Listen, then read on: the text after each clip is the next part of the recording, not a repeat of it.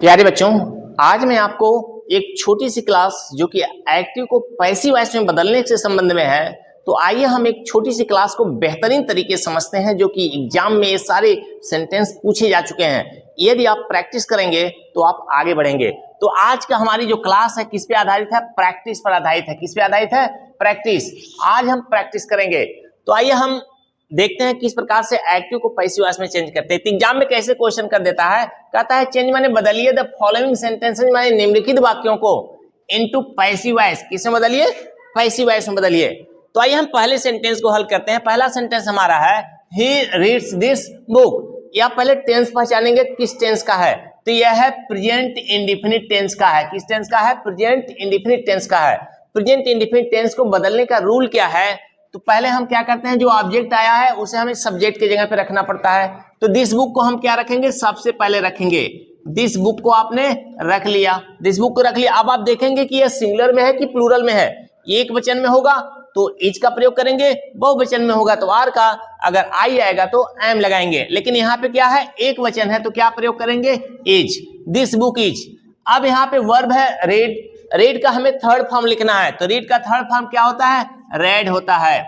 This book is red. अब यहाँ पे लगाएंगे हम बाई। बाई लगाकर यहाँ पे ही है तो ही को हम ऑब्जेक्ट में बदलेंगे, तो ही का ऑब्जेक्ट क्या होता है? हिम होता है।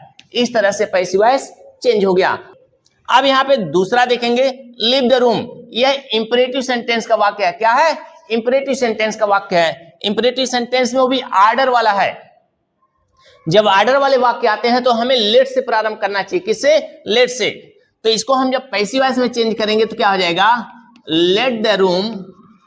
लेट द रूम ऑब्जेक्ट लिखने के बाद हमें तुरंत लिखना होता है B. Let the room B. Leave का हमें कौन सी फॉर्म लिखनी पड़ती है? Third form.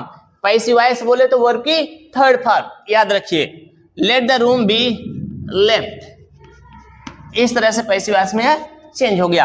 अब यहाँ पे बाई यू लगा सकते हैं क्योंकि इंपरेटिव सेंटेंस का सब्जेक्ट जो होता है वह सदैव यू होता है, लेकिन वह अंडरस्टूड होता है, लिखा नहीं जाता है, इसलिए यहाँ पे भी लिखने की कोई जरूरत नहीं।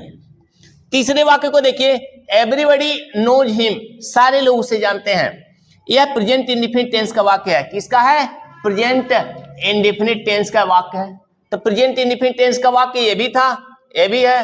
तो अब यहाँ पे देखिए बोर्ड एग्जाम में ऐसे ही सेंटेंस आते हैं, बच्चे फंस जाते हैं। तो बच्चों को फंसना नहीं है, बल्कि इसके कंसेप्ट को समझ के, इसके रूल को समझ के हल करना हमें। यहाँ पे देखिए हिम है, ये हमारा ऑब्जेक्ट है, तो ऑब्जेक्ट को सब्जेक्ट की जगह पे लाएंगे तो क्या मिलेगा आपको? ही मिल जाएगा। जब ही मिल गया, इसके अनुसार हमें हेल्पिंग वर्ब लिख देनी है, ही इज। अब यहाँ पे वर्ब है नो। नो का थर्ड फॉर्म लिखेंगे, ही इज। नो का थर्ड फॉर्म होता है नोन, ही इज नोन। अब आपको याद होना चाहिए, जब वर्ब नो आता है, नो के साथ बाई का प्रयोग नहीं होता है। नो के साथ बाई का प्रयोग नहीं होता है। नो के साथ टू का प्रयोग करते हैं। किसका प्रयोग करते हैं? टू का। तो ही इज नोन टू, यानी बाई की जगह आपने क्या लगाया? टू। यानी वर्ब जो है नो के साथ टू का प्रयोग होता है, बाई का नहीं है। बार बार माइंड में सेट कर लीजिए। He is known to everybody. Everybody आपका सब्जेक्ट है, इसको ऑब्जेक्ट में लाएंगे तो वही रह जाएगा, एवरीबॉडी। अब यह सेंटेंस आपका पैसिव वॉइस में चेंज हो गया। He is known to everybody. बच्चे क्या करते हैं, यहाँ पे टू की जगह बाई का प्रयोग करते हैं, इसलिए उनका गलत हो जाता है, जो कि आपको नहीं करना है। इस सेंटेंस को देखिए, they have one the match. अब ये टेंस पहचानिए किस टेंस का? They have one the match. यह है प्रेजेंट परफेक्ट टेंस का वाक्य।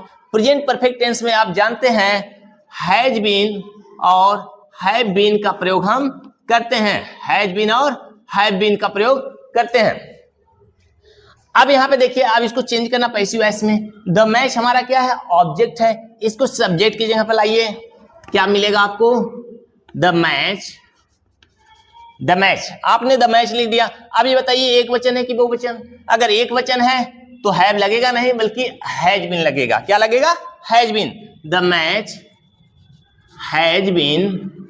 अब हमारा वर्ब है वन। वन का थर्ड फॉर्म भी वन ही होगा। The match has been won. अब हमने वर्ब लिख लिया। अब यहाँ पे देखिए आपका है सब्जेक्ट। सब्जेक्ट को हमें बदलना ऑब्जेक्ट में। ऑब्जेक्ट में बदलने से पहले क्या लिखना पड़ता है? By. The match has been won by them का दे का क्या होता है, दे का ऑब्जेक्ट होता है देम। इस तरह से इसका भी पैसिव वॉइस बन गया। आप इस तरह से एक एक रूल को ध्यान से समझकर चलिएगा। अब लास्ट सेंटेंस देखिए, people always admire the freedom fighters, यानी लोग जो है सदैव स्वतंत्रता सेनानियों की क्या करते हैं, एडमायर करते हैं, प्रशंसा करते हैं। तो इसको पैसिव वॉइस में बदलते हैं। यह भी आपका प्रेजेंट इंडेफिनिट टेंस का वाक्य है, तो यहाँ पे आपको सब्जेक्ट, यहाँ पे ऑब्जेक्ट मिल जाता है। ऑब्जेक्ट को आप सब्जेक्ट में बदल दीजिए। तो द फ्रीडम फाइटर्स क्या करेंगे, the freedom fighters, the freedom fighters. अब देखिए ये बहुवचन में है, यानी प्लूरल में है, तो प्लूरल में है तो इज लगेगा, आर लगेगा, एम लगेगा। बताइए क्या लगेगा, आर लगेगा। The freedom fighters are. अब यहां पे freedom fighters are always,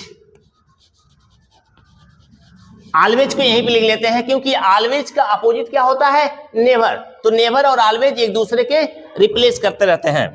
the freedom fighters are always admire, admire का थर्ड फॉर्म लिखना पड़ेगा, एडमायर्ड। अब ध्यान से देखिए, the freedom fighters are always admired. अब देखिए आपका सब्जेक्ट बच रहा है पीपल। अब यहां पे चाहिए तो आप लिख भी सकते हैं बाय पीपल, और न चाहे तो न भी लिखें, क्योंकि स्वतंत्रता सेनानियों की सदैव प्रशंसा ही की जाती है, क्योंकि वह देश के रक्षक होते हैं। इस तरह से मेरे प्यारे बच्चों, छोटी सी क्लास जो कि बहुत प्यारी सी क्लास थी, यह प्रैक्टिस सेशन था एक्टिव से पैसिव वॉइस। और भी तमाम वीडियो में लाऊंगा, तमाम क्लास जो कि बोर्ड एग्जाम में पूछे गए एक्टिव को पैसिव वॉइस में बदलने पे हैं, और आगे भी ऐसे पढ़ने के मिलेंगे। तो आपसे आज विदा लेते हैं, फिर मिलते हैं आपसे नेक्स्ट वीडियो में। आप पढ़ते रहिए, आप प्रैक्टिस करते रहिए।